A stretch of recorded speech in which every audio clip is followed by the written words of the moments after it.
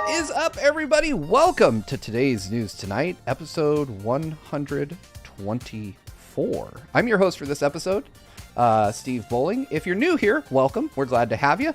If you don't know about today's News Tonight, it is a news show 3 nights a week, Monday, Wednesday, Friday, live right here on YouTube and podcast services, as Greg Miller would say, around the globe. I'm your host, Steve Bowling. I'm joined as always by my good friend and GVG co-founder, Ash Paulson, the newest official member of the GVG family, Brandon Miracle down below, and our special guest, Finn from SDGC. It has been entirely too long, my friend. How are you? You know what? It has been too long since I've seen you. The last time I saw you, you didn't have a beard. Yeah. So that was a culture shock when that camera switched on. But I've been well. It's great to be here with you and Ash, and also to meet Brandon virtually for the first time. Now we're best friends. It's weird how that Absolutely. It's just like that. Hell yeah. Yeah. That's what happens. To the world, he hasn't told me, he hasn't disagreed, so now it's fact. No, and in fact, I'm actively agreeing. There we go. Nice. That is the best way to start our Friday. But before we continue, I have to give a huge shout out to our sponsor for this episode, and that is Straight-Lace and the Soul Device. If you're a fan of TNT and you've been watching us particularly on Fridays, you've probably heard about the Soul Device, especially, depending on how much TNT you do consume on these Fridays. You're probably also aware of the upcoming sequel, the Soul Device 2. As of today, the developer Straight-Lace is proud to announce that the Soul Device 2 is coming to Steam for free and will be available for early access, hopefully in the next week. The Steam store page is already live. We've got a link to that that's going up.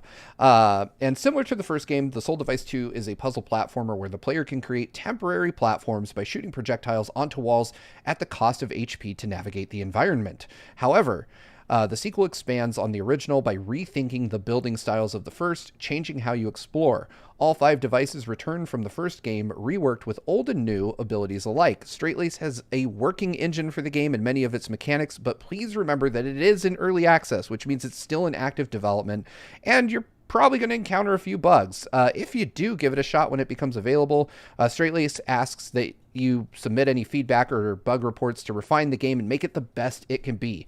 You can find additional information on the Soul Device 2 directly on Straight-Lace's YouTube channel, which we will link down below as well. Thank you so much to Straight-Lace. You're a Friday tradition at this point. Oh, so hell yes. We are absolutely grateful. And as Azran in our live audience patron chat says, free, turning the Soul Device into the Sold Device. Azran coming out of the gates early with the puns. But just a little quick housekeeping.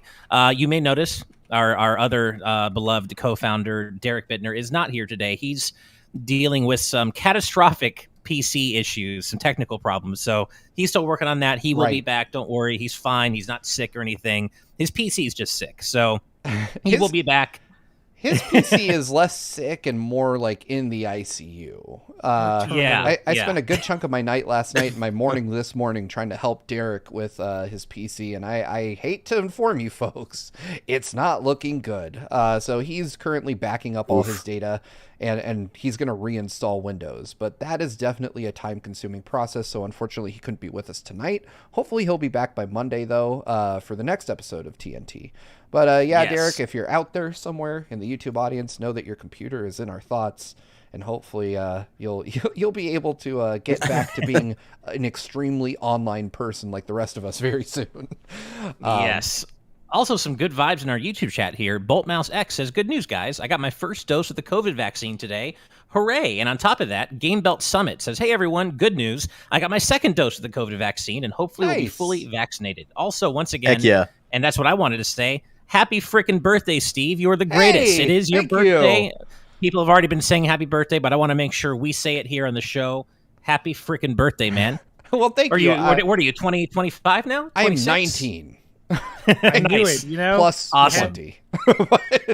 Could have fooled me. It's the eyes. The eyes remain youthful. Then again, I'm 5. Everyone older than me looks the same. To quote one of my favorite movies, and I would be impressed if anyone in here gets this quote. I am 12. No one? Damn it. No, sorry. I got it. I just didn't want to spoil it for everyone else, obviously. All right. Well, we'll come back to that later in the episode. We do have a ton of super chats to read, which thank you, all of you, so much. Starting off, Jaden Buck continuing this new tradition on Fridays with a $10 super chat says, Crazy Question Fridays, crazy question number 4. I wrote this specifically for the birthday boy. How fast have you been able to finish a piece of chicken? Doesn't matter if it's a leg, a breast, or a thigh. And I'm going to say disgustingly quick. Like, you wouldn't want to watch it happen quick. But yeah, I mean, I never timed You've it, piqued but I my can certainly say curiosity, though. quick. I mean, it is, if you put me in, so I've talked about this before, but my favorite chicken wing joint, and chicken wings are objectively the best kind of chicken. Let's just put that out there. But my favorite chicken wing joint is called ATL. It's a chain here in Arizona only. And they just make incredibly good chicken, and I can be put in front of, like, I can down 6 of them in probably 2 minutes. Like, it's Wow. unsettling. So is that going to be a new Patreon tier where I feel like they there's can see you eat probably chicken? a patron exclusive stream where I consume not spicy, mind-bendingly painful chicken and can imbibe at the same time. There's probably something in there at some point in the future for our patrons, so stay tuned, because I do want to do some more like GVG After Dark style content at some point. I think Ash and I both had a lot of fun with that marathon After Dark stream at his place. Except for the parts involving searing mouth pain, but other than that, I had a great time. That was fun for me. It was fun for my wife too. Yeah. We'll be doing that again at PAX. We'll be all together at PAX, and Derek won't be with us, unfortunately, but there will be 4 of us. It'll be me and Steve and Brandon and our incredible artist Night Tide Studios. We'll all be together, getting up to all sorts of weird shit, and it's going to be a lot of fun. Yeah, I have a feeling that PAX will be more about the After Dark streams and less about PAX, but we'll see. That's my feeling too. I am worried about PAX. But, like normally I would expect to see Finn and John and other folks from the SDGC crew at shows like this. That's one of the highlights for me, and I totally understand why a lot of our friends aren't going. Oh yeah, I'm just ready. Like, I need to get out of the house. Half the fun of these events is seeing all the games and meeting the developers, but it's seeing the friends that you meet at show after show, and that is your only time of the year to really hang out with people that are strewn all across the country or world. And it's been too long now. And I would have been to PAX West. I actually was going to be the only SDGC member to go, but a work trip conflicted with the dates, and so I had to turns out your job is more important than vacation. I don't know. It's weird. I hear. Don't lie. You heard those GVG assholes were going, and you were like, "Fuck that! I'm not going anymore." I'm not. I wasn't going to put you. What about his best friend Brandon? Yeah, come on. Well, that's true. That's true. I saved that for the private chats. Yeah. All right. Speaking of chats, we have a few more to read before we jump into the news. So let's go ahead and get to those. Mike F with a $1.99 super chat says, "Happy birthday, Steve. Love y'all and good vibes." Thank you. That means a lot. I really appreciate it. The Shadow Hermit choosing violence with a €1.99 donation says, "Happy birthday to Steve from the Minions." No, I reject that notion entirely. They know what they did. Let's see. I lost track. There we go. Okay. Value, which is an interesting name for someone super chatting with a $1.99 super chat. Have you guys considered Pokemon Unite for EP night? That would be an interesting choice. I need to play it. I haven't. Yeah, I haven't either. I'm not a MOBA guy at all. I just don't really even pay attention to MOBAs, but I know it's caught on with people. I'm sure we'd get schooled, Steve, but it could be fun. I would do it. I've played it. I'm garbage, but it's fun. It's fun enough. I would definitely do it. Let's see. Somebody's asking me to check my DMs on Twitter, which that's a dangerous place to be. Spooky. Do you want me to keep doing super chats, Steve, while you check? I'm just going to say real quick. Oh, okay. Hold on. Okay, Twilord, I will talk to you privately about that later. Probably not on the show. Ooh, sounds spicy. it's definitely a fun thing he's been working on. Yeah, it's not like creepy DM stuff. But anyway, moving on, Adam O'Sullivan with an 8-pound 20 pence donation. Thank you. Says, hope you're having a good birthday, Steve, from me and Natasha. So if you guys don't know Natasha, that is Sci-Fi Lullabies in our patron chat. Y'all are the best. I love you guys so much. Oh, yeah. Thank you for the positive wishes. You guys are such an awesome couple, and I'm so happy every time I see you guys pop up in my feed or in the chat. Yeah, love you guys. Thank you. Jared Edinger with a $7 super chat says, happy birthday to my man Steve. Thanks for all the work you do. Here's a drink on me. I don't know that I'm ready to drink again yet, but I appreciate it. Ash and I literally saw the depths of hell. We tied one on that night, man. Thursday night it was. That was a wild night, but it was in a very good way. For those of you that don't know, the night before the After Dark stream, we had plans to like go out to Korean barbecue and get a few drinks, and we definitely went with the intent of getting stupid. But we didn't make it out the front door. We instead just drank in Ash's kitchen from like 10 p.m. till 6 a.m. the following morning. And then promptly passed out and woke up in the afternoon feeling ready to pass away. Excuse me, sir. I woke up in the morning. He sprung to life. I'm Thank lucky. You. I mean, I suffered the worst hangover of my life, but Ash did have a chicken hangover after the After Dark stream, so it balances out. Yeah, it balanced out. I was suffering the day after chicken. Yeah. Ash, I'm just glad you made it out of that alive. Yeah. I'm glad I made it out of the bathroom alive the day after. I spent a lot of time in there. It was not fun. I have digestive issues on the best of days. It's just kind of a thing with me. So you add pre-existing digestive problems with dangerously spicy chicken, you're going to have a bad time, as Sands would say. Yeah. You're dancing with the Reaper himself doing that. Literally, the Carolina Reaper in this case.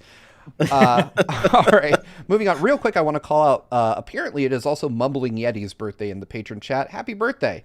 Happy birthday. Glad to share a day with you, my friend. Good day. Happy birthday. Indeed. All right, let's get through these. Bongo Lover with a Canadian $5 super chat. Happy birthday, Steve. Go eat some Danimals cake and drink some Danimals yogurt. Gonna go to the Danimals warehouse to make a new flavor. Chicken. Yikes.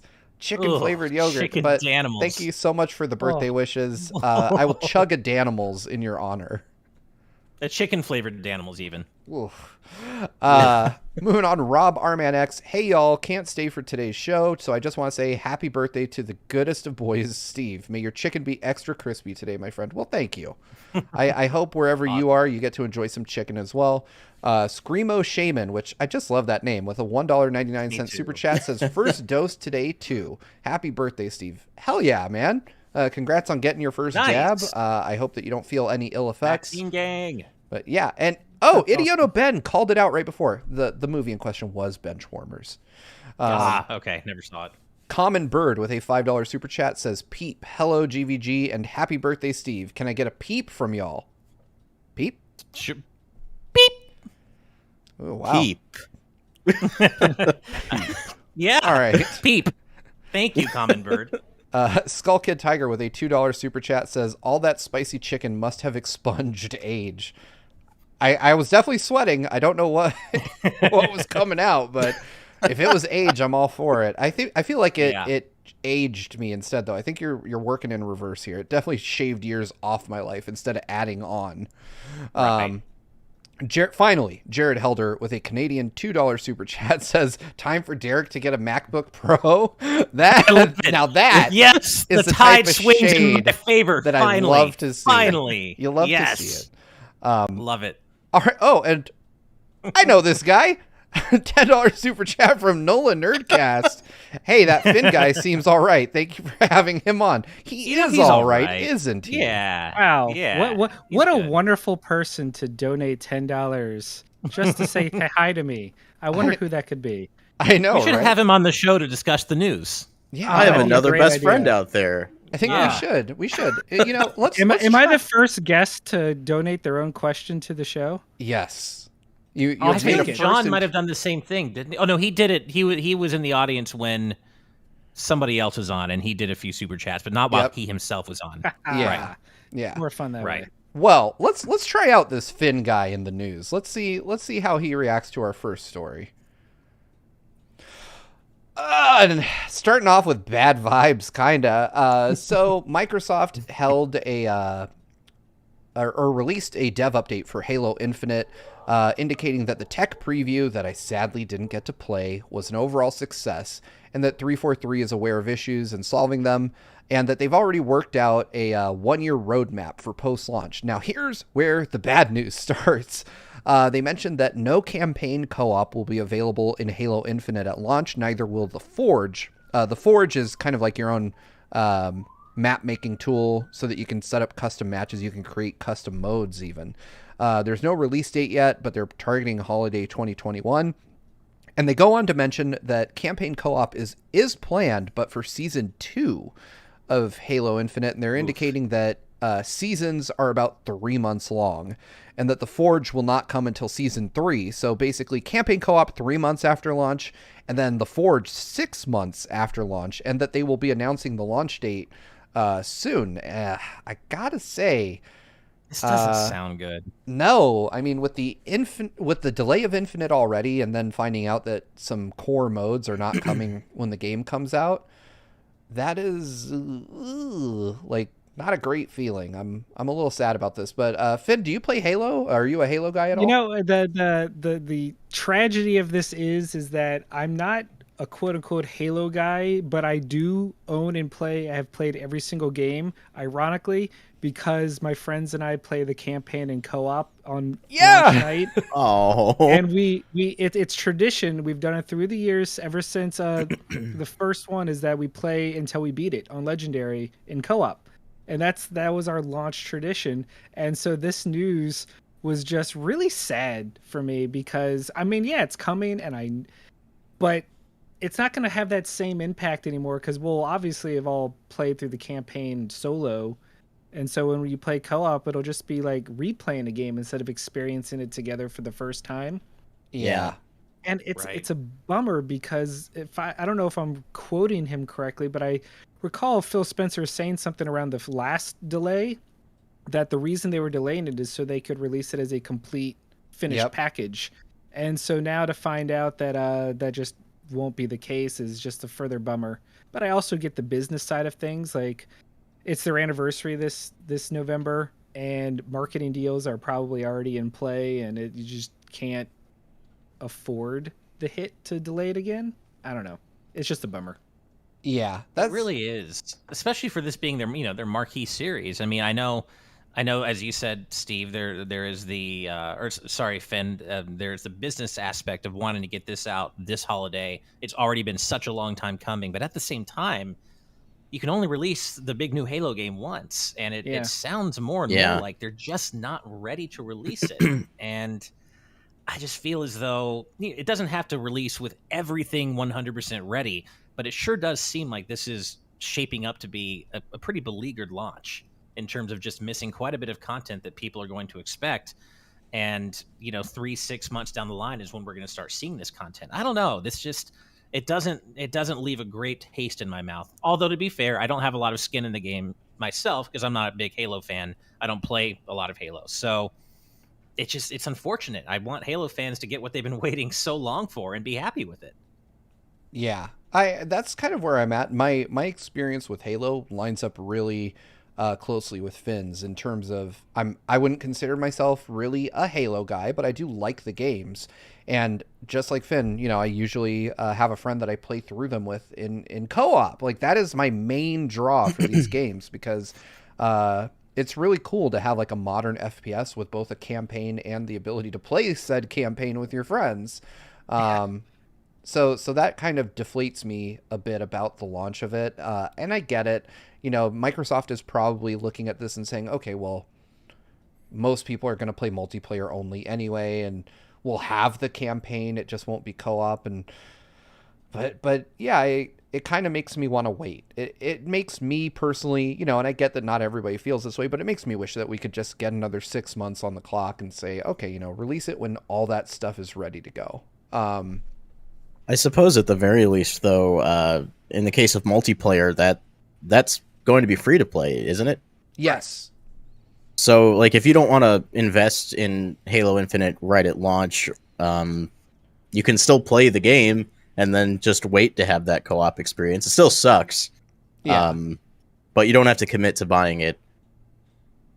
Right. The problem I have, the problem I have being upset about any of this is that it's going to be on Game Pass, so you're not even technically like making a purchase decision at this point. Oh, you're like, that's true. Will I download That's it the for thing. free or not? You know, Right, and then yeah. it becomes infinitely harder, infinitely, This guy. to tell people, you know, like, oh, this is a bad move because of this. Like, no, most people are probably going to play this on Game Pass and not go out and buy it for $70 or however much it's going to cost at retail. So it is difficult to say like, oh man, you should wait. Like, what's the point? It'll still be there and you Right. still won't be paying for it. So I guess in a roundabout way, it's like Microsoft kind of has painted themselves into this situation where they can't lose, which And it helps that the multiplayer, let's be real, the numbers back it up every time, is that campaigns and shooters are not nearly as played as the multiplayer. And the game mode most people, the bulk of people will care about, is coming out and is by all accounts very good. And there is still campaign. There's just not co-op campaign. So I can kind of understand, like, if you had to make cuts to be beholden to your anniversary. It's just, since I personally am invested in the co-op campaign, it stings me more. Forge, I'm okay waiting on Forge. That's fine. yeah, But it's the campaign co-op that I will dearly miss. same. Yeah, it's a core element of the experience. It is. You know, Right. not having Forge is whatever. It's going to come at some point, but you know, like for you two, it's such a big draw. I mean, it is for me as well. You know, Halo Reach co-op is one of the fondest co-op experiences I've ever had. So having to wait to have that again, it hurts. Yeah. Yeah, I agree with that 100%. Well, I mean, it's you know, I'm still going to pick it up. I'm not going to lie. I mean, especially because I'll just download it on Game Pass on PC or Series X or wherever. And I'm sure it'll be fine. It'll be a fun time. But yeah, I will.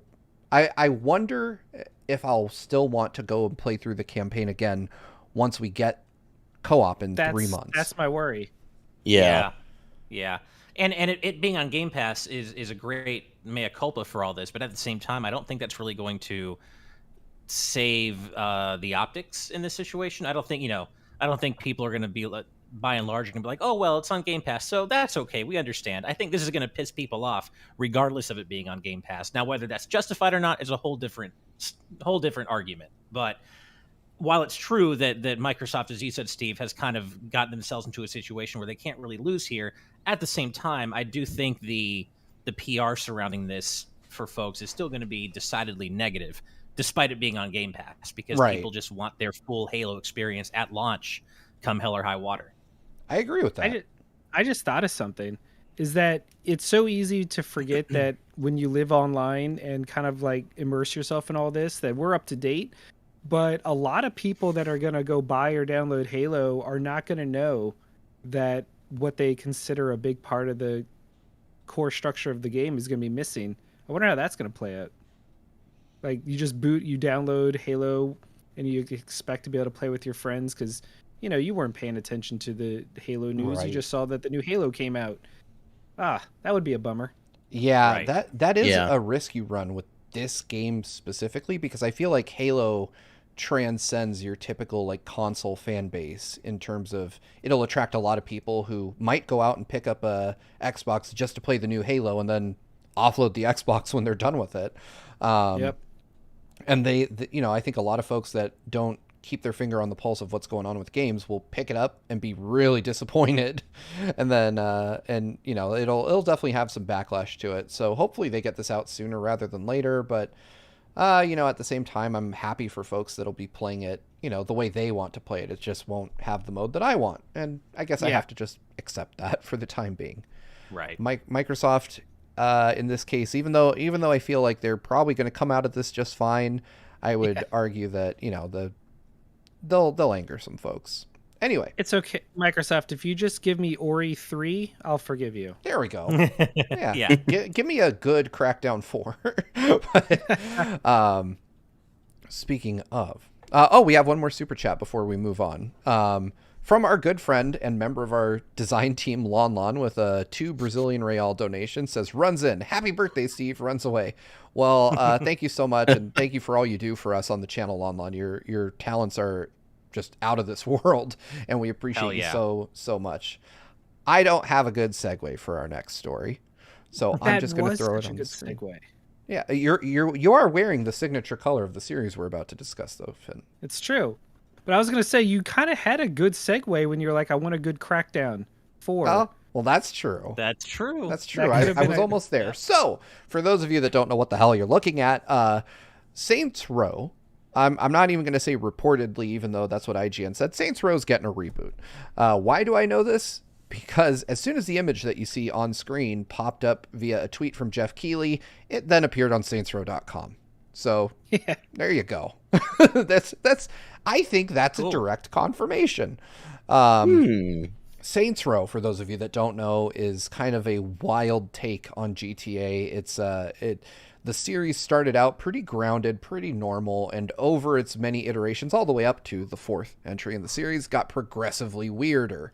We're talking about gigantic dildo baseball bats, superpowers, gun. Yeah. Going to space, fighting aliens, just a bunch of weird stuff has happened in that series. And we have no idea what's going to come, but this is going to be revealed properly during Gamescom opening night live on August 25th. And if you would like to watch that without any mention of Activision, Blizzard, or Call of Duty, we will be streaming it here on GVG. And anytime Activision appears on screen, you will see kittens. So if you want to tune in, watch with us. That's a great idea. Yeah, I coded a little script that I can hit a button and it'll replace the feed with cats. So nice. Hang out with us. We'll probably get tired of hearing the words world and premiere in that order. But it'll be a good time. But I'm excited for Saints Row. I've been a big fan of this series since 3. I when it was a little more GTA-like, I wasn't really having it. But once they started just kind of throwing caution to the wind and getting really weird with the series, that's when I kind of jumped on it. Finn, right. you look like you probably resonate with the series as well. Are you a Saints Row fan? I do. I bought it first because coming from New Orleans, just I was like, oh, cool, Fleur de Lis, and they're called the Saints. This is my game now. But the first one, like you said, was kind of like a try-hard GTA. It really wanted to be GTA, and it did okay. But it was with Saints Row 2 where they decided, you know what, let's be our own thing, and they lent really hard into the sillier, crazier aspects. And then by 3, they just gave up entirely and went balls to the wall. And each game has gotten progressively more fun because of that, and they carved out their own vibe, a good vibe, as if you will. And also Keith David can do no wrong, so that's true. Have him voice anybody, and also Johnny Gat, love him. I feel bad because I know Derek, he likes Saints Row. Steve, you have said you do. I feel like I'm more like Saints No, because I have not played any of these games. Not because I have anything against them. They never really were on my radar. I've heard a lot of really good things about them. I'm not really big on GTA, but I don't think Derek is either, yet he loves these games. He's talked about them many times. Brandon, have you played Saints Row? I've played the opening mission of Saints Row the Third remastered, but I haven't gotten any farther than that. But it was ridiculous, and I loved every second of it. Yes, nice. This is the one with Aerosmith, I believe, right? I don't want to miss a thing from Armageddon. You're on the rocket, like hanging on. Mm-hmm. Yeah. Okay, yeah. I get confused if that one's 3 or 4, or no, that is 4 because you land in the Oval Office. Never mind. Okay. Aren't you? There's a helicopter section that I know you hang on something. Or no, they pull the safe out of the building and you ride that being carried by a helicopter. Oh no, okay, we're thinking of different intros. Yeah. Okay. Saints Row the Third is good. Saints Row 4 probably has the best intro of any video game ever. But I'm going to give you the quick elevator pitch for this, Ash. All right? Okay. So Saints Row 4, you can run down the street at super speed, chain that into DDTing a civilian into the sidewalk, whip out like a 7-foot dildo and start hitting people with it, then jump into a jet and start firing missiles into a crowd while dressed as a hot dog. I mean, that's a pretty good pitch, I gotta say. Yeah. It's on Switch, and I know you can get into my account. You absolutely have to play just the first 20 minutes of that game. Is that the kind of game, though, that benefits from, higher, just better visual fidelity, better performance? Is this something I would rather play on PlayStation or Saints Xbox? Row 4, if I remember correctly, was originally an Xbox 360 game. So it runs fairly well on the Switch. Oh, It's not perfect, but it runs all right. And I think they've improved the performance quite a bit on the Switch version in the last, year. But it's just this wild-ass, you can hate GTA and love Saints Row. They're just wildly different games now. So I strongly recommend it to anybody just because I think that it takes all kinds. Like, if you just love absurdist humor, then Saints Row is probably up that your I alley. do. So Saints Row is now closer to open world games like Crackdown or Infamous than GTA at this point. Okay. Yeah, the cars are almost pointless. Yeah. And I'm just really excited because they specified that this is not a remake or a remaster. It's a reboot of the franchise, so it won't be a sequel to 4. It'll be a reimagining of the whole shebang. Is the take I got out of that. When I reviewed 4 way back now, I remember thinking where the hell do you go from this after the game ends? I don't want to go into spoilers, but there is literally no logical path forward after 4. So it'll be interesting to see where they end up taking it. I hope that it's a reboot of 1. It goes all the way back to 1, but instead of trying to be a GTA clone like we talked about earlier, that it just leans into all the weird stuff they've done over the years. Because, yeah, oh, man. Right. I'm hyped, though. That is probably, now that I know that that's coming at Gamescom, that's my most anticipated announcement for that show. Do you think we'll get just a CG trailer reveal, or do you think we'll actually see what the game's going to look and play like? I'm really hoping it's more than just a teaser trailer all CG style. I have had my ear to the ground on this one for months now, and I have heard from a few folks that it is surprisingly far along for nobody knowing about it. So I'm hopeful that means that it's a 2022, early 2022 game, and that we'll actually see gameplay at Gamescom, because they've been off the radar with the Saints Row franchise for a long time now. We had Agents of Chaos or whatever it was called, which was a spin-off of Saints Row. And that game flopped hard. Yeah, because 4 was 2013 or something. We're pushing a decade. Yeah, and they released that Agents game a couple years after. Agents of Mayhem. Thank you so much, Jet Set. Yeah, Agents of Mayhem. And it was just not good, not fun. Didn't feel like Saints Row at all. And they've done nothing with the franchise since. So, yeah, other than re-releasing old games. So I'm really hopeful to see, this thing be closer to completion than anybody expects. That's my hope. But obviously could just be a CG trailer. We have no idea, but I'm hopeful that we get more than that. Well, and the fun thing is we'll all find out together, and hopefully with all of you, because we'll be reacting to it live. So yeah, we've got we'll just find out together and 5 days to wait. So stay tuned. There will be more. All right. Before we move on, and this one's going to be interesting. I wish Derek was here for this next story. It pains me that this is the day his PC died. But before we get to that, we have a $4.99 super chat from Rue Kyle. Says, happy birthday, Steve. Your comments about teachers meant a lot to me, so thanks. Just finished my 3rd week, and I'm ready to relax with you all tonight. Nice. I'll say it every single time. Teachers provide an invaluable service. Y'all are helping shape the future of the world. The impact teachers have on children can't be understated. Y'all are taking care of our kids for us when we're at work and doing other things and teaching them valuable skills that they'll carry on into adulthood. So I appreciate you and every other teacher out there. Thank you guys for all you do. You are woefully underpaid and underappreciated in today's society. And I wish that would change, but America. Yeah. Well said, though. Yes. Yeah, but America. Yeah. But yeah, well said. And thank you, Rukyle, and thank you for everything that you do. Absolutely. Yeah.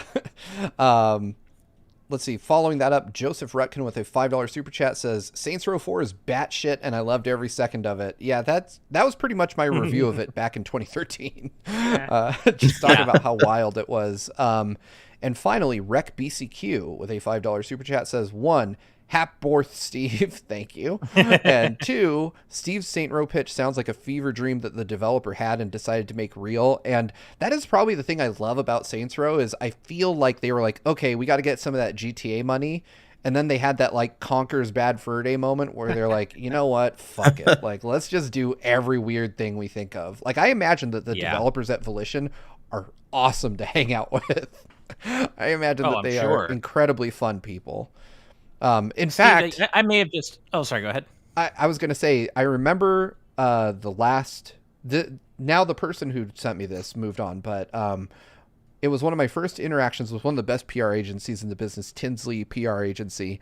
They handled Saints Row, and my embargo email came with an ASCII middle finger at the bottom of it that just said, get fucked. And I was like, yep, I'm going to love this game, and I love whoever wrote this.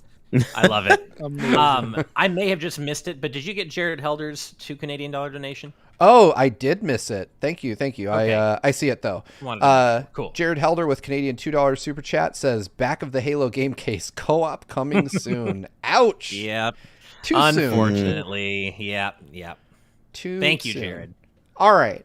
With that out of the way, in memoriam of Derek's PC, let's go ahead and get this next story up on screen. And Nintendo dropped the Metroid Dread Report Volume 5. And this one kind of goes over most of the stuff we expect to see at this point, like going over Samus's power suit, how it's changed over the games. But there was an interesting nugget of information buried within this Dread Report, and it's in the video at the very bottom of the page. So if you watched Derek's deep dive, he posited that Samus in the Varia suit, with the orange shoulders and orange organics, he posited that was at the beginning of the game. And wouldn't you know it, he was right. So if you're in there, Derek, I see Amy in the chat. Somebody tell Derek he was right. Because they show very implicitly, they're like, what happens? Why does Samus have a different suit? And I'm like, well, I mean, you're going chronologically, and she clearly gets the snot beat out of her by something. She is, I mean, the fact that they show her in the blue suit in the first shot, and she's just sprawled out on the ground unconscious, I'm like, yep, there it is. So they basically confirmed that Samus arrives on the planet in search of the Emmy, and discover she's wearing full armor that we saw in the last trailer, and that something happens, something occurs on the planet's surface, and she is now stripped of whatever additional bells and whistles her Chozo suit had. More importantly, though, is underneath that they mentioned, with zero fanfare, they're like, a new trailer's coming August 27th. Stay tuned. So a week from today on TNT, I'll get to talk to you about a new Metroid trailer, which is very exciting. I'm so hyped for that. Yeah, I mean, I have we're all so excited conflicting feelings at this point about Dread, because I'm like, I know what I need to know. It's a Metroid game. It's Metroid 5. It's Metroid Dread. Here's my $60, please, and thank you very much. I'll wait till October now. That's where I've been since it was announced. Yeah. I don't need to know more than I know. I definitely did watch this new trailer, this mini trailer they dropped today, and it just, as you said, I mean, I don't need to see more. I just want to play the game now, and it continues to look amazing.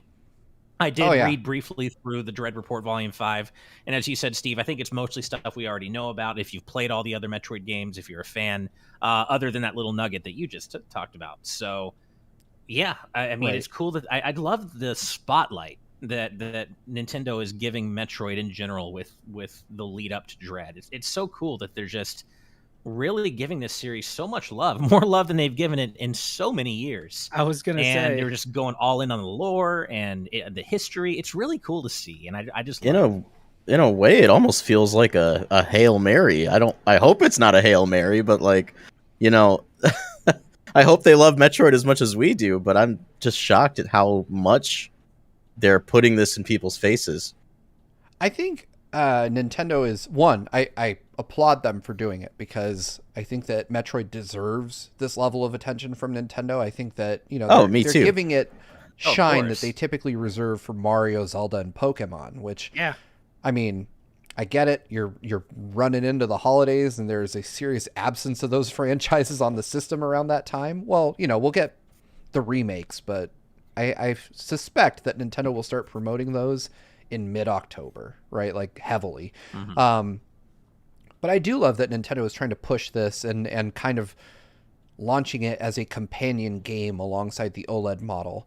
I think that it's probably one of the better games to showcase what an OLED screen could do for Switch titles. But I don't think that Nintendo is like giving Metroid one last chance. Instead, I think that they're finally opening up to letting other developers work on the franchise a bit more. Mercury Steam is doing this. It's not within Nintendo, and that's a good thing. I think that if Nintendo doesn't have internally the interest in developing in-house a 2D Metroid title, then yes, please farm it out to folks that know how to make a game like that.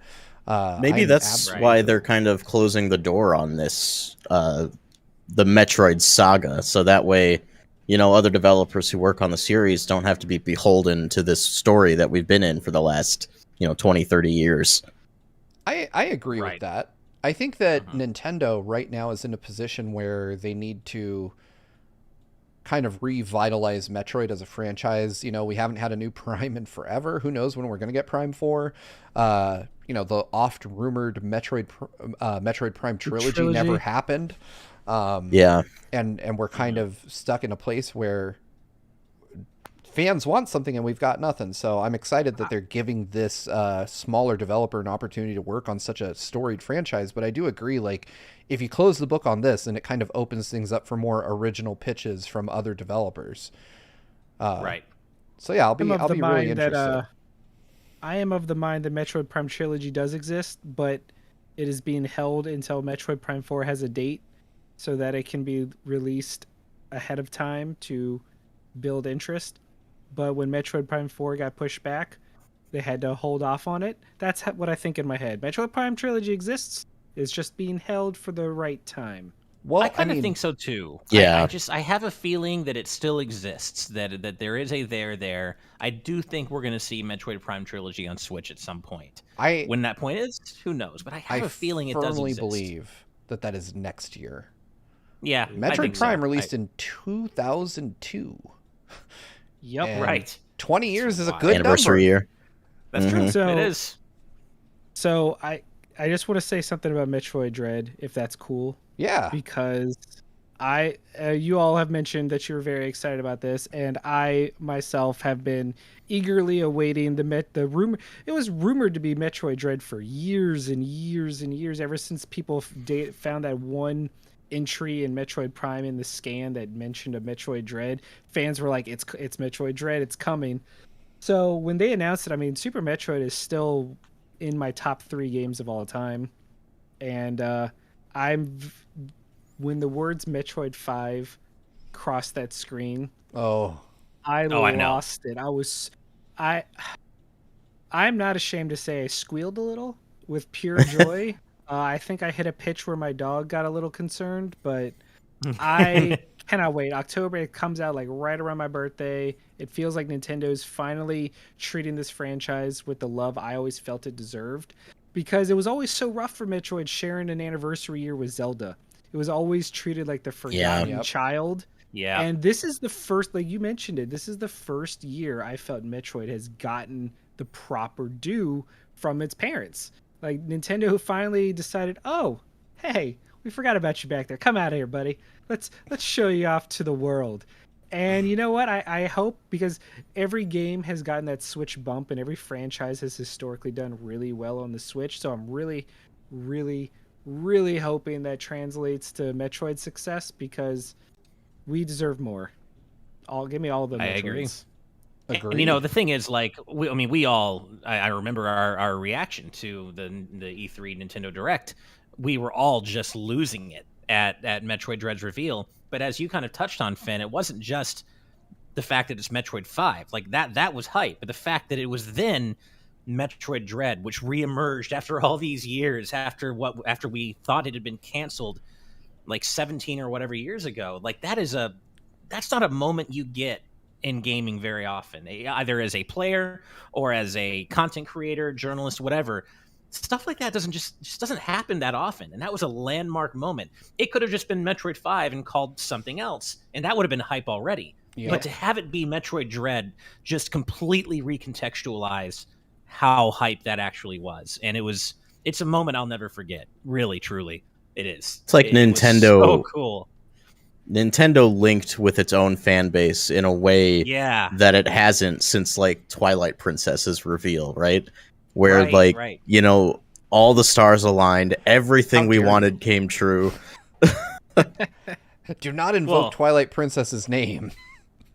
I mean, I was there in the audience that year. Even if my opinion of Twilight Princess ultimately kind of isn't the best, I was in the audience that year at that conference when people were crying over Twilight Princess's reveal, and it was electrifying being there for it, I have to say.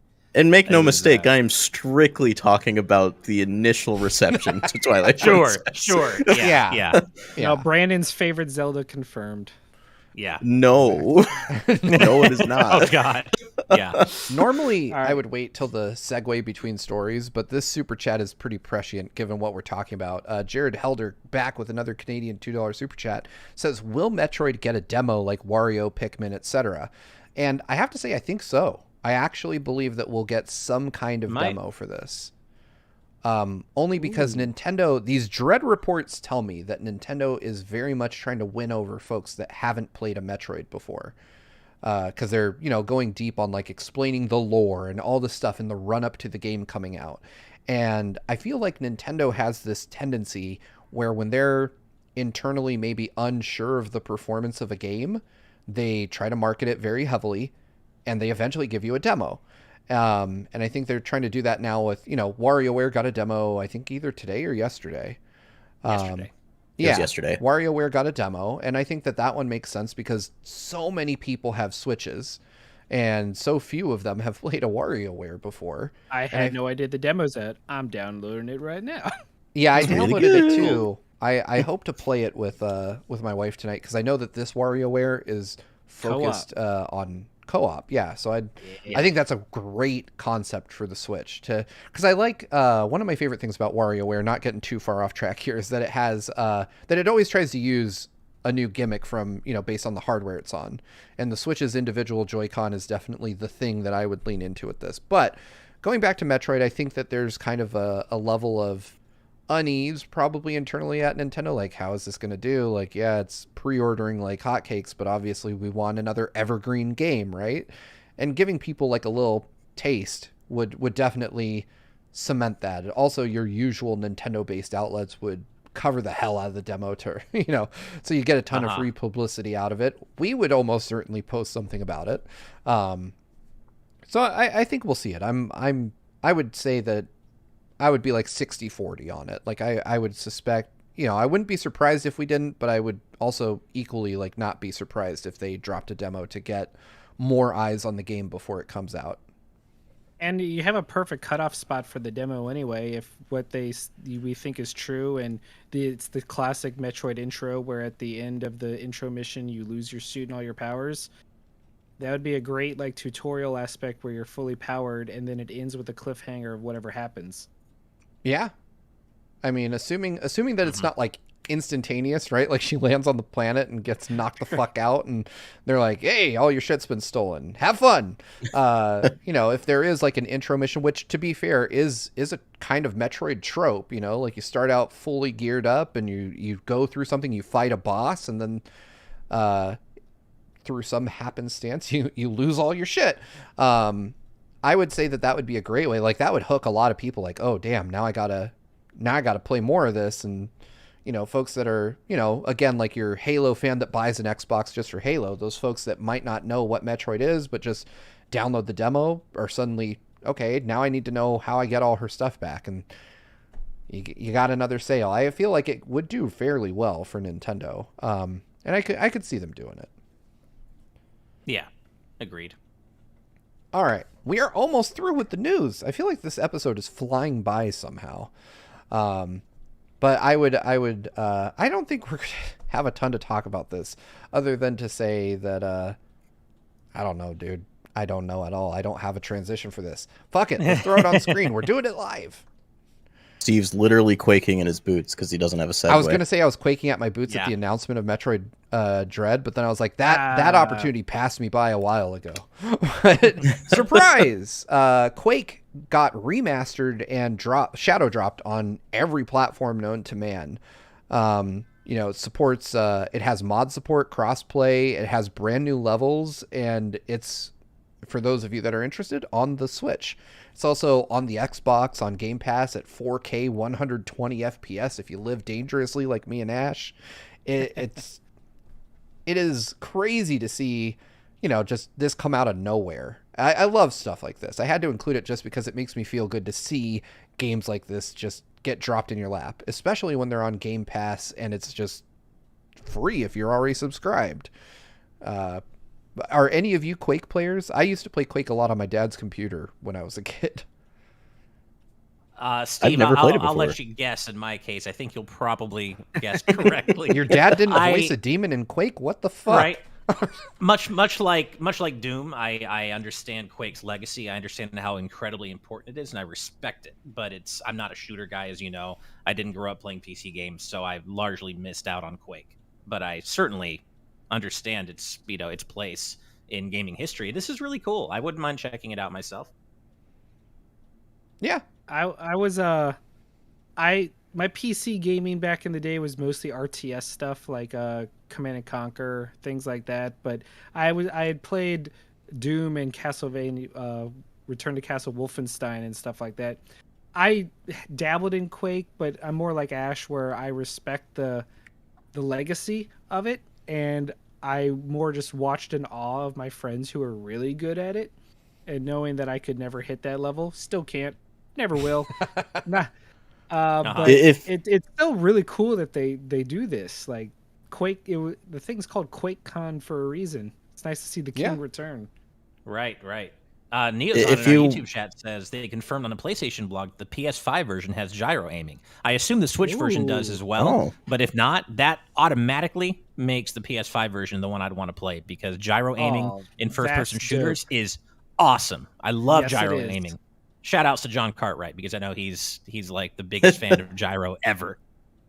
Yeah, for if sure. you want a quick history on my childhood with PC gaming, the game I played the most was Space Cadet 3D Pinball on Windows. That's my that's my PC game. Wow. So no Quake for me. That's what's up. All right. Mm-hmm. Well, I respect that you all at least recognize the legacy of Quake. I remember playing it a lot just because I was like, oh man, you shoot a gun at things and they explode into chunks of meat. This is my shit. And my parents would constantly tell me to stop playing such violent video games. But... Wasn't Quake the first one that brought out like rocket jumps and all of that? That was Unreal, I believe. Was it Unreal? Was it Unreal or was it Quake? I don't know. Quake. Unreal Tournament? Yeah, I think feel that like might have been Unreal Unreal. Tournament is where the rocket jump came from. But okay. I'm not sure. They I could all be wrong. come blends I together. played Quake, but I played it the way any like 13-year-old would play it, which is just like ha ha ha, ha blood, and then I never played it online. But... Yeah. So anyway, the power of Google. Yeah. Oh, there we go. We're doing research, folks. While we do that, I'm going to read a couple super chats that I missed. Our good friend and objectively top 10 username of all time, Naughty Senpai, with a $5 super chat says, hey guys, about to head into work, but wanted to stop in and say, hi, Metroid Dread hype. Yeah, we're all hyped for Metroid Dread. It's here, Nintendo. Take my money. I mean, obviously, yeah. I mean, no doubt about that. It was Quake. It was Quake. Listen, my man with the history lesson. Thank you, Finn. Following up that $5 super chat, Rec BCQ says, if with another $5 super chat, thank you so much, by the way. If Metroid Dread can happen, somehow Minecraft 2 will happen. Please don't let that actually happen. I don't know how you do a Minecraft 2, but I assume that it will happen in our lifetimes. Mm-hmm. I don't even know. Like Minecraft, but everything's round. Yeah. I right. don't know. It'll be Don't unsettling. break my brain like that. I would actually change that to, if Metroid Dread can happen, somehow Mega Man Legends 3 can happen. It won't, but I would like to dream. A man can dream, let a man dream. Yeah. One day. Someday. Yeah. Oh man, I actually skipped a Mega Man story in favor of our last one, but we'll get to that in a minute.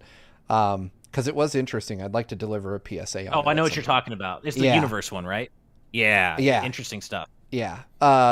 Following that up, Becca's Live with a $9.99 super chat says, a giant happy birthday from me and the family. I didn't know Metroid was a thing until the Switch. It's really awesome for me to see female protagonists. Ash and Steve, check your Discord when you can. I will get back to you after the show, Becca. Thank you so much, though, for the well wishes. Thank you. And yeah, one of my favorite things about Metroid is that it stars a badass female protagonist. Like, there needs to be more of that.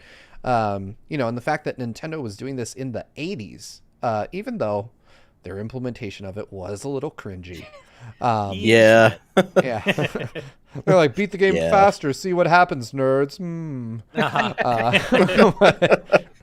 Yeah, but that moment is still like unrivaled because it was in the era where it was all word of mouth or you didn't see it.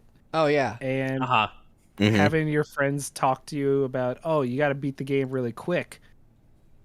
It felt fake when your friends told it definitely did. Oh, the funny thing is, this was unearthed a few years ago, but clearly, like, the idea that Samus was a man was so pervasive that when Deke, the old, like, animation company, was doing a Metroid cartoon, their concept art was a dude in the Metroid armor. Like, it was very clearly like a man with a butt chin and huge muscles. And someone somewhere rescued the art for that. But I find it hilarious that they couldn't even be bothered to, like, find out.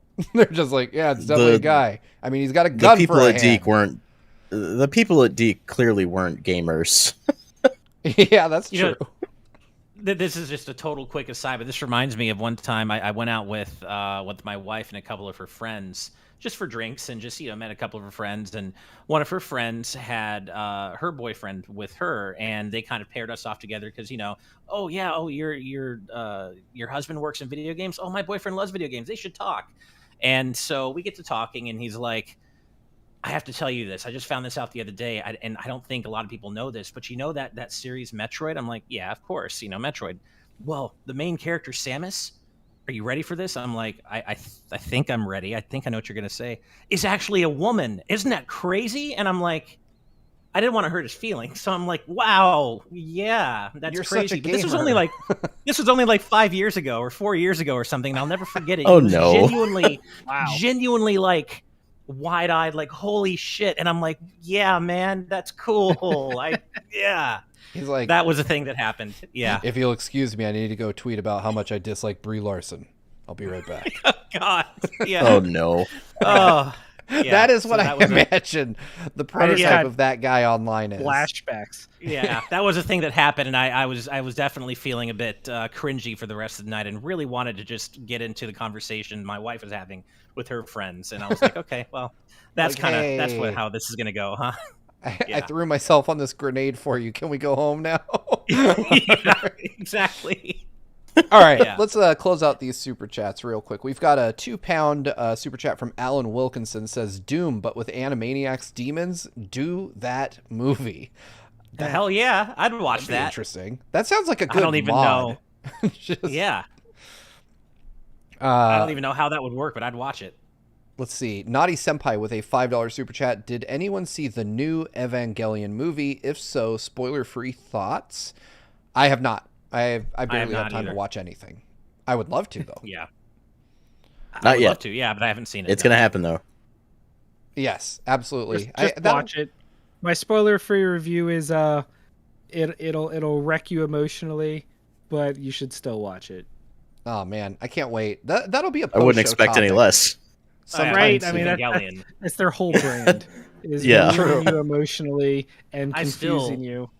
I still remember the first time I watched End of Evangelion, and I must have been like 12 or 13. I was way too young to watch that fucked up movie, and it deeply disturbed me at the time.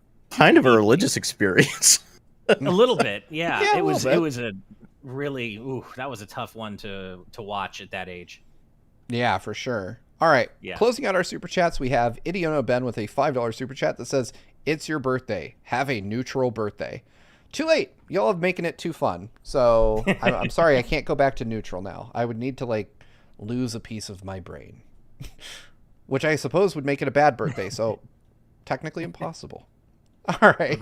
Anyway, let's go ahead and end the show tonight on a story that makes you feel a little bit good about things. I try to end with positive stories. Aw. I lied. So this story I was gonna say what is from Harada's Bar, and it has some incredibly depressing implications, but I had to put it up here because this is of great importance to us.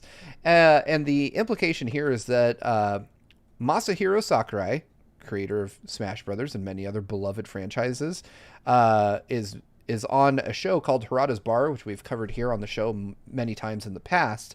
It's basically a talk show from the producer of Tekken, and he's having the director of Smash Brothers on, the man we all praise breathlessly here on the internet day in and day out. And the subject is retirement. And I don't think I need to spell out why we're worried about what's going to be said in this episode, but the implication could be that in a post-Smash Brothers Ultimate world, Masahiro Sakurai is not only going to not make Smash Brothers, but maybe not make anything. Just, like I said so many times, buy a boat and make people leave him alone, which I wouldn't blame him. And he's certainly earned, not that you need to earn the right to retire ever, but his body of work is definitely well worth a lifetime achievement. Like, the guy has done so much for games, not even counting Smash Brothers, which alone would be a body of work, that most developers would aspire to in their entire lifetime. But, Kid Icarus and Kirby and all the other games that he's had a hand in, it's just an insane catalog of games to have worked on and created. And, I'm all for the man taking a break, but I got to admit, I would be just wrecked if he just retired entirely and stopped creating games. Ash, I know that you, of all of us, probably have the strongest feelings about this. So tell me where this puts you. Where's your head at with this?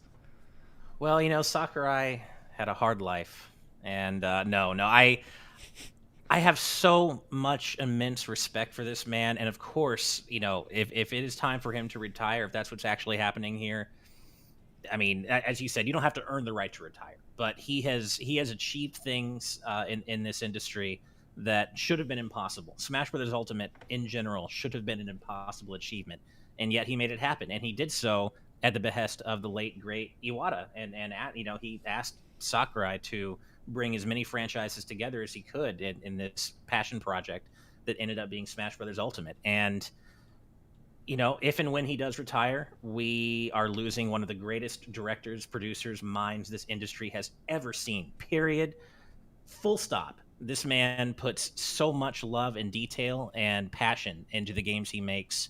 There's really no one else like him out there, and I'm going to miss the hell out of him. But at the same time, how could I possibly ever complain? He's given me and so many people so many things they wanted in the games he's made, especially through Smash.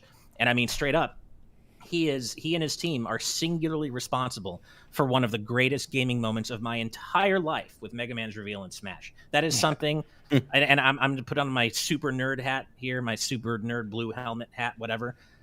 That was one of the happiest moments. I was like a kid on Christmas morning, and I was, my late 20s at the time, I think, but it made me so happy. And that was something that he is singularly and his team are responsible for. And I have so much respect for the craft that he has and that he puts into his games. I'm going to miss the hell out of him. And I'm not going to say it's the end because we don't know for sure that he's retiring yet. We don't know, but it seems like that could be on the horizon. And if and when that happens, all I have is nothing but love and respect for him. And, I don't want Smash Brothers Ultimate to end. I've gone on record saying that many times. I wish it could go on forever. But more than that, the man deserves to rest. The man deserves some peace and quiet, deserves to play whatever the hell games he wants to and talk about the games he wants to without people thinking, oh, you're playing that game? That means X character is in Smash. No, just let the man rest. He's a legend. As Master Pikachu 95 said, he's an absolute legend. And I could go on forever. I love the man. I have so much respect for him. Whenever it's time to retire, I'll be sad, heartbroken, but also happy for him. He's so more than earned it. If you haven't seen the first part of Harada's Bar with Sakurai, I highly suggest you watch it. For one thing, it's a great interview, and it ends with Sakurai getting a birthday cake, and it's like the cutest thing I've ever seen in my life. where the hell was I going with this? Hold on. Oh yes. So part 2 of that, the retirement conversation, or the conversation surrounding retiring, that premieres tomorrow at I think 8 p.m. Pacific or 8 a.m. Pacific. I'm sorry. So if you're interested in watching that, it's literally tomorrow. I don't know if I'm ready for it. I don't know if I can. I mean, I'm sure that's not where he would announce his official retirement anyway. But if it's anything like the first part of the interview, they're probably just going to hypothetically talk about how they feel they'll go about their retirement or when they're ready. I doubt there'll be an announcement of retirement tomorrow. Yeah, but we might get an idea of how soon that is. Bar. Yeah. If he does retire, I really hope that they do it in a Smash reveal style. Like, with a nice little... Sakurai goes to sleep! All the Smash characters show up, and it's like a party, and it ends up being like a going-away party. I don't know. All I have to say about that is, if it does come to fruition, any developer would kill to have that be your swan song in the industry, to have Smash Brothers Ultimate be your legacy, have that be the game your name is attached to. Very few producers, developers, anyone gets that kind of chance, and Sakurai over the years absolutely crushed it at every turn. It's even when they weren't as well received, they were still beloved, if that makes any sense. Fans can be fickle in what they love in a Smash Bros. Game, but no one has ever questioned Sakurai's commitment to making a great game, and Ultimate is the ultimate expression of that. You know, well, I think unfortunately, a lot of internet trolls have questioned that, and well, they suck for it. I was kind of allude to that too, because like, if you have any of you watched the first part of Harada's Bar with Sakurai? No, I have not. Not yet. I highly suggest you do, because you get a good idea of how Sakurai thinks he's perceived. This poor man thinks that people look at him like a strict, demonic overlord of a boss that only gets his way when it comes to Smash Brothers. He's so, like, defeated and deflated about the whole thing. Send Sakurai your love and stop using him in memes. That's what I gathered from watching that interview. Right. Yeah. And it's easy to just talk about Smash, but let's also not forget that he's also the creator of my favorite Nintendo character of all time, which is Kirby. The man also created Kirby, and he revived Kid Icarus, and resulting in maybe my favorite 3DS game of all time, in Kid Icarus Uprising. I'm just gonna miss his talent so much, but again, we shouldn't be talking as though it's the end. We don't know that for sure. It's just conjecture. And as you said, Brandon, if he is retiring, it's not going to be announced on Harada's Bar. It'll be, some other kind of announcement. But I would be shocked. I would be too. I would love it if, like, the last character in Smash he just released was like resignation notice, and then it just deletes everything on your Switch. It's like, I'm out of here. Oh, man. You've played enough games. Do you think I'm honestly surprised that I'm not. Oh, go ahead. Oh no, I was gonna make a stupid joke. I want to hear it now. You're obligated. Do you think the reason Harada is not going to be the one to announce it is because that would be taking the spotlight away from Sakurai? Oh wow! Challenger love it. I love it. Also, Azran127 in our live audience patron chat says he's a Masa hero. I cannot believe I haven't thought of that before. That is fantastic. And I respect this. I respect it. Yeah. What? No, God bless Smashed Potato Samurai. I wish there was a way for him to know what people really, what genuine fans and people who love Smash and the work he's done really do think of him, because I hate that that's what he thinks. That's really unfortunate, especially given it broke my heart.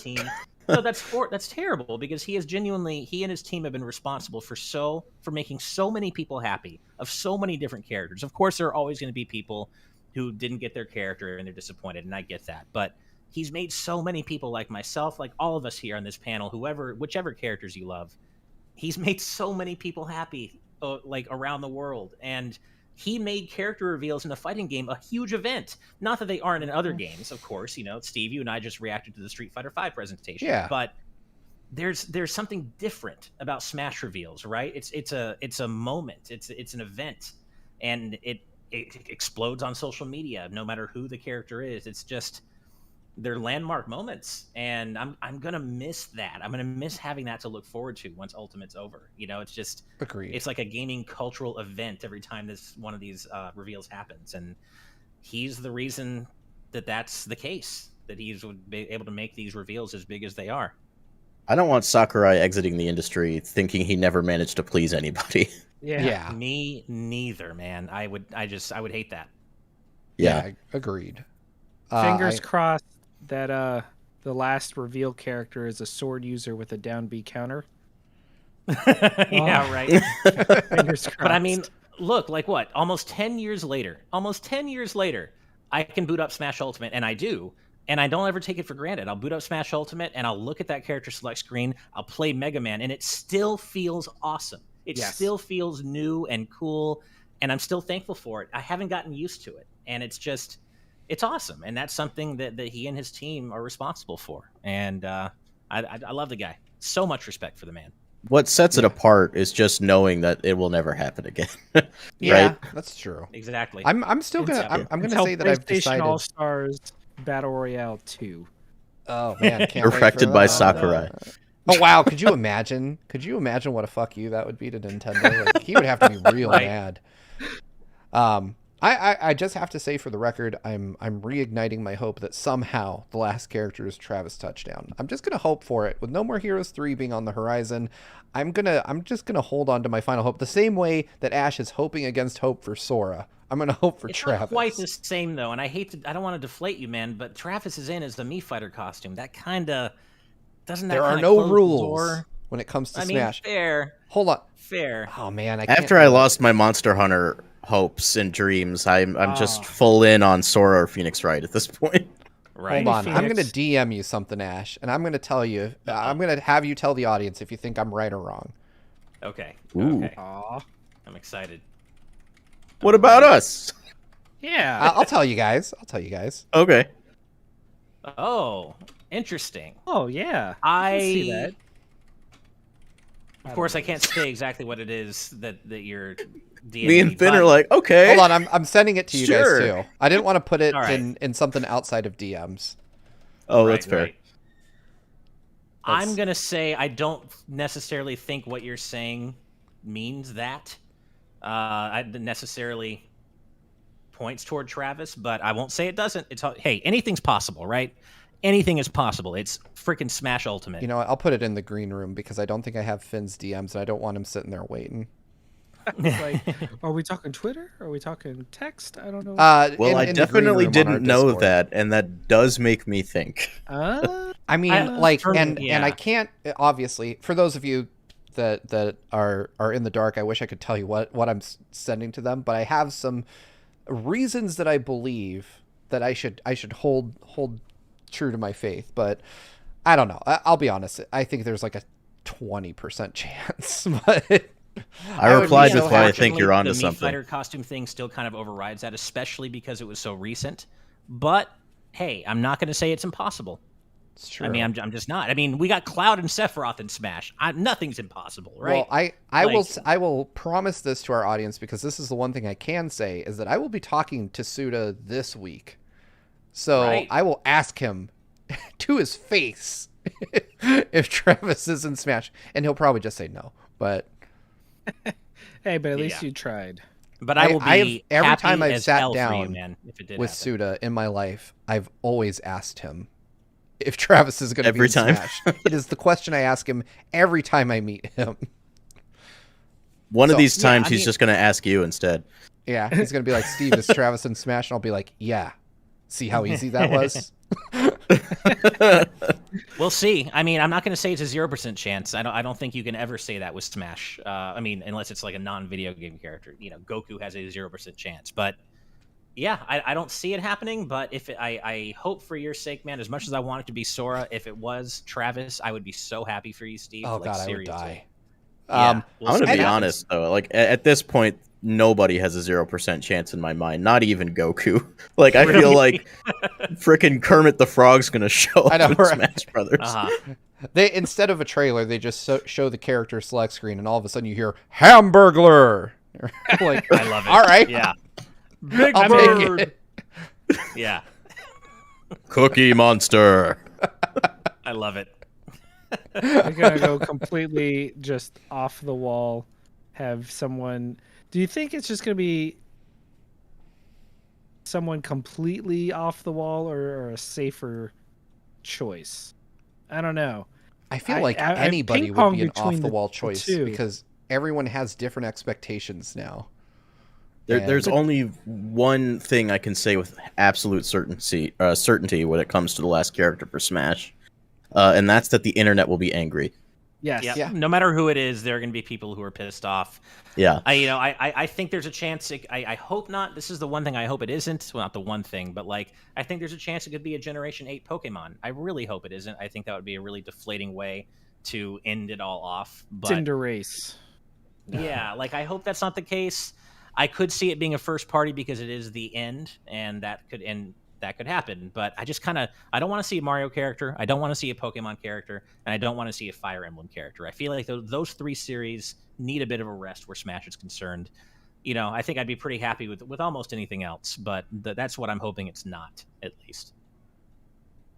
I just want the last character to be Sakurai himself, and I want him to That be would OP be, as fuck. hell yeah. Yep. Like every move of his just deals 100% damage.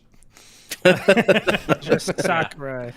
Break the Masahiro game Sakurai. Bayonetta Smash 4 style. Yeah. If you end up taking him out, it just resets the game on its own. Uh-huh.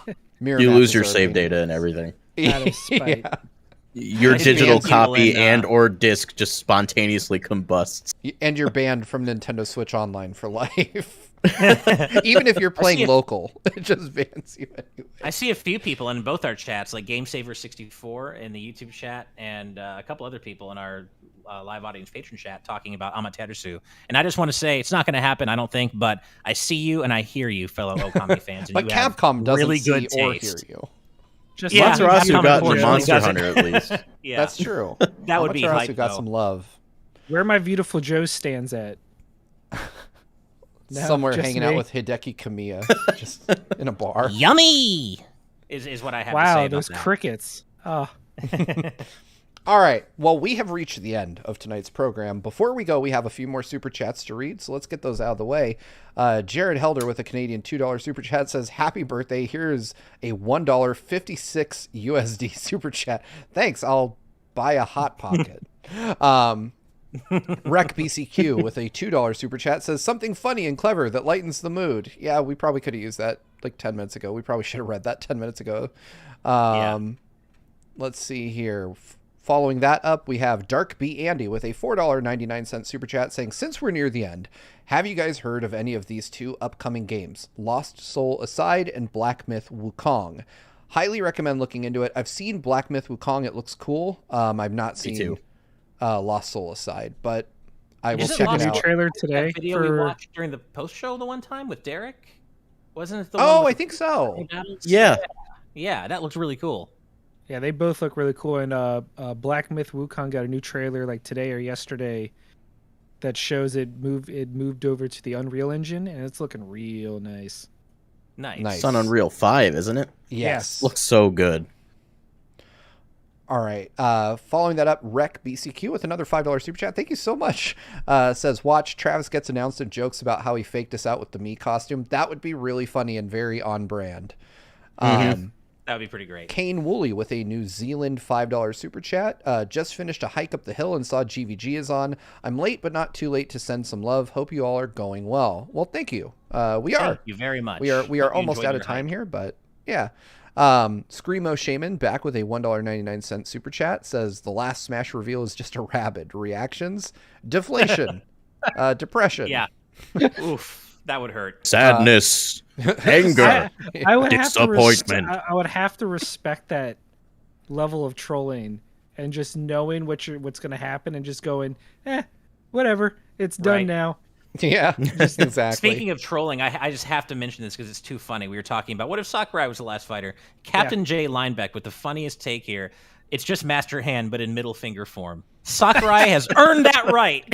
Sakurai has absolutely earned that. If that's what that's it was, good. that would be too good. That would be good. Yeah. Orcanus Ofish 153 with a $5 super chat says, "But Ash, if you squint your eyes, Sora is already in Smash and his name is Pit." Which, all right. What? Pit doesn't have a Keyblade. Come on. Kane Woolley with a New Zealand $5 super chat says, "Another 5 for Steve's birthday. Happy birthday, man. Hope it's been a good one for you. It's been absolutely great. I appreciate all y'all spending time with me on my birthday, talking about video games. This is what I'd do if I wasn't on here anyway." Ash is frozen with excitement. Yeah, something's going with the my camera. I don't know what's going on. Oh, Weird. no. Yeah. Our final super chat of the episode is Titus Malvolio with a $5 super chat saying, "Our last challenger pack will be the trainers from Pokemon Legends with Cyndaquil, Duat, and Decidueye as their Pokemon." Now, I could see that, but I hope not. And finally, with that, we are at the end of today's show. But before we take off, Finn, my friend, where can we find you and your opinions on games online? Ooh, well, first of all, I don't. My Twitter is usually just terrible jokes and then pictures of my newborn daughter. Sometimes they're about video games, sometimes they're not. But I'm on Twitter at NOLA Nerdcast, NOLANERDCAST, and then every Thursday, I'm on the official SDGC show for the most part, talking about video games ourselves. And hoping one day to be as cool as our good friends over at Good Vibes Gaming. But knowing deep down, we never will be. And we're okay with that. You won't, because you're already cooler. You're already cooler. That's why you won't ever be. Oh, you're Frieza. Won by technicality. Nice.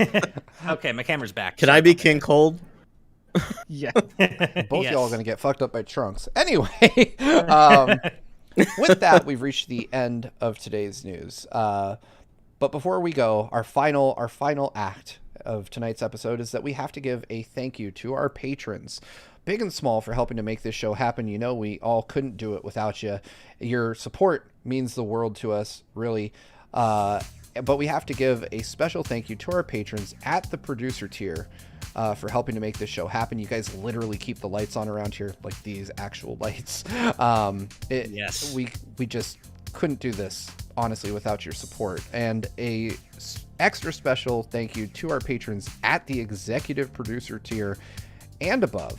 And those fine folks include Jared Edinger, Brandon Bovia, Rob Arman X, Itiono Ben, Dan and Twistle, Dennis J, Z Patty, Hyrule Hermit, Sky Blue Flames, Adam O'Sullivan, Octopuppet, Richard Herrera, Michael Phone, The D-Pad, Vesmio, Waffle King, Kitty Kong Facts, Vedran Hotik, 112, John, Joshua Hunter, Evernight Studio, Benny Yao, Azran127, Pagrema, Kenrule09, Jake Pelka, Geller, Joseph Rutkin, Geeky Griffin, Lucky Wonderfish, Kyle, Top Dog 23100, Young Ben Kenobi, Doug Shomix, Andrew Medeiros, Joseph Bayer, Ora Mem, Sakuragi, Becca, Rocks the Cat, Fizzywig Hoyd, Critmonger, The Legend of Groose, Eddie B, Kai Ed, Kit Fisto, Kenneth Lee Stingle, West Egg, Deaneth, Kota, Michael McCaw, Matthew Wong, Goron Amber, Straight Lace, Justin Matthews, Hoobie, Too Much Spaghetti, Mega Conrad, Ascaron 809, Kane, Captain Finlandia, 60 Minutes and 60 Seconds, Christopher Masterson, Spicy Pandaughter, The Game Orb, Dano the Artist, Grantles, Ravelox, Synchrolord, Brainchild, my mom. Hi, Mom. Kotar Peck, Scuff196, Kane Woolley, Skull Kid Tiger, AJB Cool, Blizzica, Jason Uloa, Jaden Buck, Phantom Project, Cystic Warrior 29, Super Dank Awesome Unicorn Guy, Darik, Nathan the Voice Actor, Chibi J, Bongo Lover, Mumbling Yeti, Cameron Sharp, Fangs, and finally Diner Sonic. Woo! That is a list. Well, y'all, thank you. That is a great list. So much for your support. I don't know what's more impressive, was you reading that list without stopping, or Ash's dancing? Is that something you do every week? Because That's every day impressive. that I'm not. a Whenever I'm not staple. hosting, it's called Shake That Ash. I dance when I'm not hosting. I dance. That's right. I like it. I've Dance for your tried enjoyment. turns at Ash's dancing, and it is extremely difficult. I would definitely take the reading over the dancing any day. I am, we're grateful to do this for y'all at the end of each and every episode. Without you guys, this show wouldn't exist. It means the world to us. And for those of you that aren't yet part of our Patreon community, remember that you too can become a patron over at patreon.com/gvgaming, where for as little as $1 a month, you can join our exclusive Discord. We've got a range of options for you, so please go check it out. It helps out the channel a bunch. But this is the end of tonight's episode. Thank you all so much for watching, and until next time, good night and good vibes. Bye, Good everybody. night, everybody. Night.